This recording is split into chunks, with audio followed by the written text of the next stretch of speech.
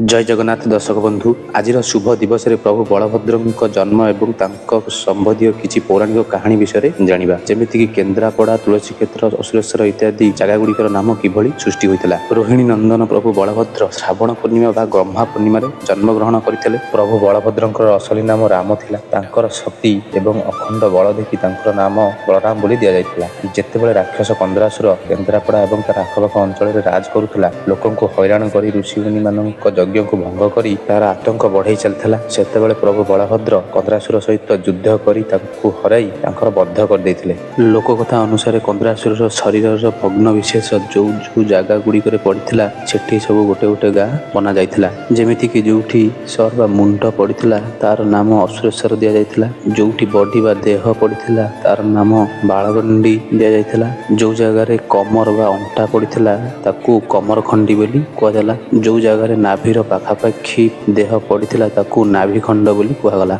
पुराण कहे कंद्रासुर बद्ध होइतिला बोली जिल्लार नाम केन्द्रापड़ा होइतिला। कंद्रासुर को बद्ध करी प्रभु बलभद्र कंद्रासुर झील तुलसी को विवाह करथिले बोली क्षेत्रर नाम तुलसी क्षेत्र होइतिला। प्रति माघ मासर शुक्ल द्वादशी तिथि रे प्रभुंक तुलसी विवाह परंपरा बहुत धूमधाम रे मंदिर अनुष्ठित होइଥାଏ। प्रभु बलभद्रंक असली प्रतिमा गाई चराली गोपाल सिद्ध दास पाइथिले, तेणु मंदिरर नाम सिद्ध बलदेव जीव होइतिला। 1761 ख्रीष्टाब्द इच्छापुर राजा जमीदार एवं किछि भक्त माने मिसी एही श्री बलदेव जीव मंदिर निर्माण करथिले। प्रभु बलभद्रंकु चाषर देवता बोली मध्य कुहाଯାଏ, कारण प्रभु हल एवं मूषल धरिथांती। प्रभुंक प्रसिद्ध भोग रसावली एठी प्रति दर्शन करने आसुथिबा लोकंकु प्राप्त होइଥାଏ।